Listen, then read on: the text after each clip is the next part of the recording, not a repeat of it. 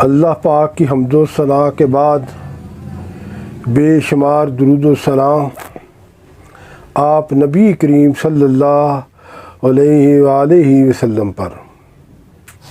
आप सब दोस्तों को अस्सलाम वालेकुम। आज जो मेरी ये वीडियो है वो भी सियालकोट में ज़िमनी इलेक्शन जो होने जा रहा है सूबाई असम्बली हल्का PP 38 का 28 जुलाई को ये इलेक्शन होना है, ये उसी के हवाले से है। 3-4 रोज़ से ये जो इस हल्के का इलेक्शन है इसकी इंतहाबी सरगर्मियों में जोशो खरोश बढ़ता जा रहा है। और मैं एक चीज़ आपको क्लियर करना चाहता हूँ कि ये जो PP 38 का इलेक्शन है ना ज़िमनी, ये चंद माह पहले डस्का में एक इलेक्शन हुआ था NA 72, जहाँ से मुस्लिम लीग नून की सईदा नशीन इफ्तिखार साहबा जीती थी और वो इलेक्शन दोबारा हुआ था। वो बहुत इंटरेस्टिंग इलेक्शन था और बड़ा हार्ड इलेक्शन था। तो मैं बताना ये चाह रहा हूँ ये जो PP 38 का इलेक्शन है ना, ये NA 72 से भी ज़्यादा दिलचस्प और सख्त जान होगा। ये बहुत मुश्किल इलेक्शन होता जा रहा है। ये दिन ब दिन इसमें जहाँ इंतहाबी सरगर्मियाँ ज़ोर पकड़ रही हैं, वहाँ ये इलेक्शन मुश्किल भी होता जा रहा है, दिलचस्प भी होता जा रहा है और सख्त भी होता जा रहा है।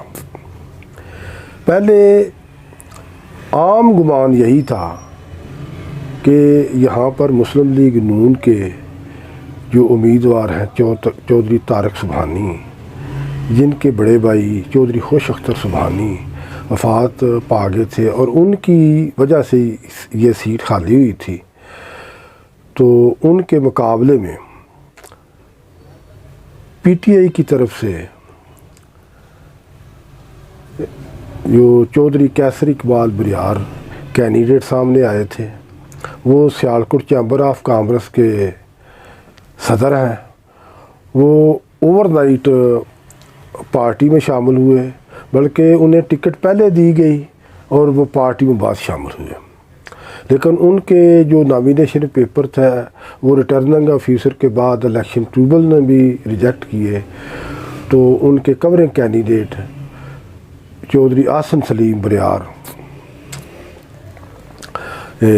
मैदान में आ गए।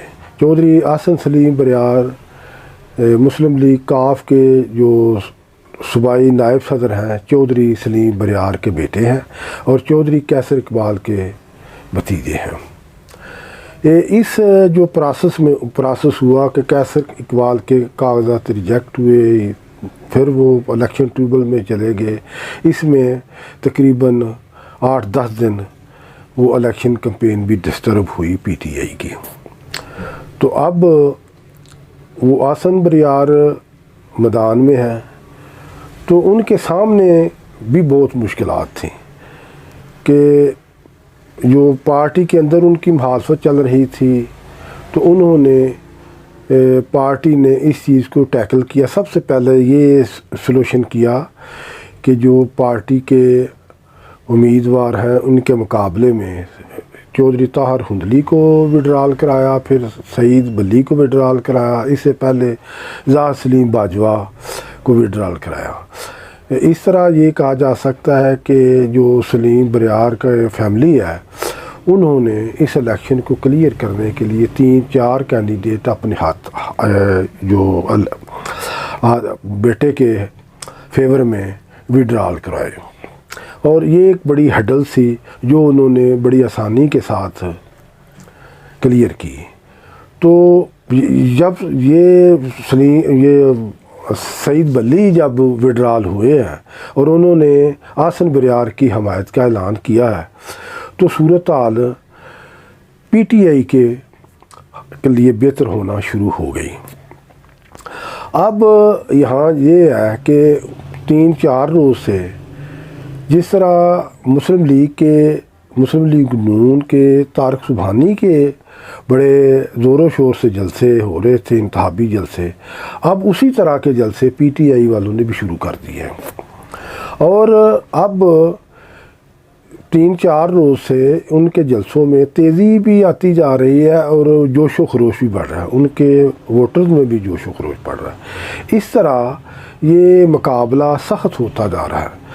एक मैं बात ज़िमनन कहता जा रहा हूँ, ये जो आसिम सलीम बरियार है, चौधरी सलीम बरियार का बेटा है, कैसर बरियार का भतीजा है।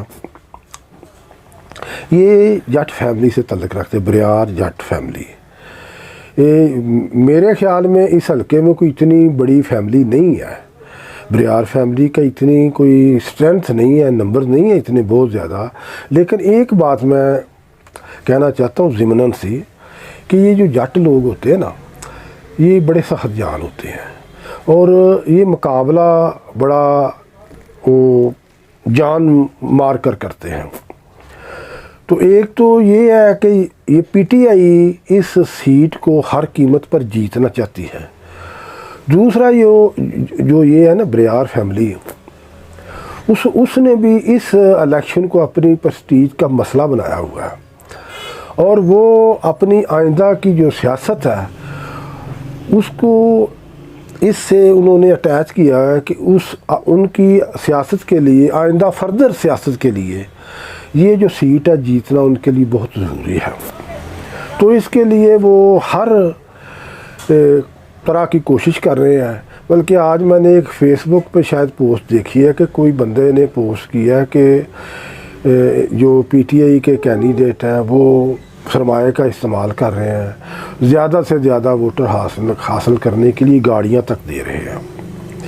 तो कहने का मतलब ये है कि इलेक्शन बहुत अपना बूस्ट अप होगा, इसमें सरगर्मियाँ भी बढ़ेंगी, इसमें हर तरह से ज़ोर आज़माई भी होगी। तो इस जो दिन गुज़रता जाएगा इसमें जो इलेक्शन सख्त से सख्त होता जाएगा, मुकाबला सख्त से सख्त होता जाएगा। हतमी फ़ैसला तो 28 जुलाई को हल्का के वोटर करेंगे, लेकिन ये अब मेरे ख़्याल में ये इलेक्शन वन वे होता नज़र नहीं आ रहा। इसमें भरपूर मुकाबला होगा और दोनों पार्टियां मुस्लिम लीग नून और PTI इस सीट को जीतने के लिए सर तोड़ कोशिशें करेंगी। कल या परसों मैं एक वीडियो दूंगा, उसमें काफ़ी चीज़ें नई अपडेट करूंगा इस हवाले से। तब तक के लिए अल्लाह हाफिज़। पाकिस्तान पाइंदाबाद, पाक फ़ौज जिंदाबाद। अस्सलामु अलैकुम।